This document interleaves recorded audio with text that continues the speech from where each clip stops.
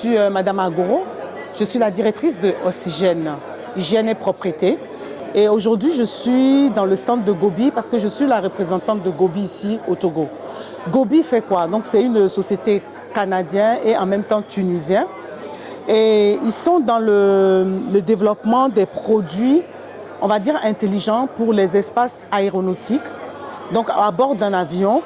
Donc, au niveau de l'avion précisément, on peut voir sur l'image derrière, ça permet en fait aux hôtesses, d'accord, au moment de ramasser les plateaux, les restes des nourritures, surtout les déchets liquides, le reste de coca, du café, au lieu d'aller renverser ça dans les toilettes, et les réservoirs des toilettes se remplissent très vite, elles renversent automatiquement dans ce dispositif que Gobi a mis en place, d'accord, pour la récupération. Ça aspire.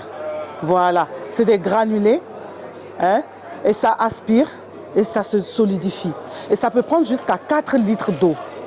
Donc ça peut être les restes de champagne, les restes de le vin, le café, le thé, jusqu'à 4 litres d'eau. Et à la fin, on emballe et on met à la poubelle.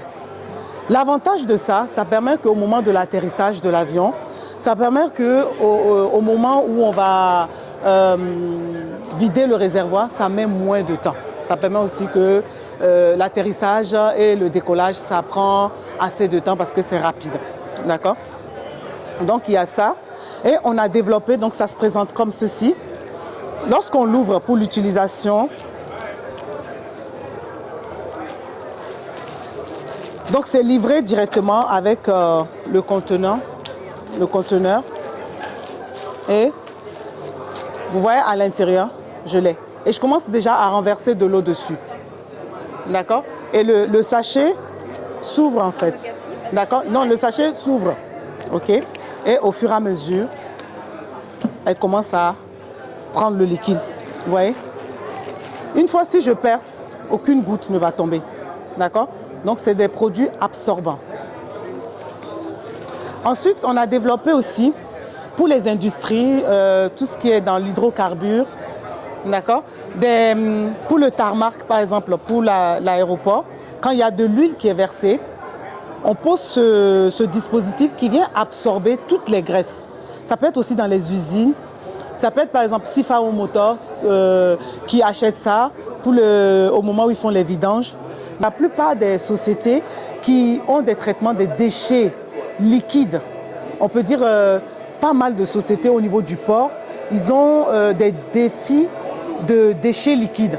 Qu'est-ce que j'entends par déchets liquides? Tout ce qui est, vous voyez, on va dire quand on fait les vidanges, l'huile sale, où est-ce qu'on évacue afin que ça ne pollue pas lorsqu'il pleut? Donc comment on les fait? Donc on a des bacs, des grands bacs qui contiennent ces genres de produits où on vient déverser dedans et ça se solidifie.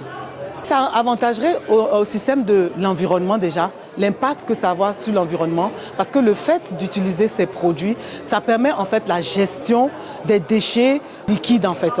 Donc à penser à l'écosystème, c'est un grand avantage pour nous si on a un siège unique.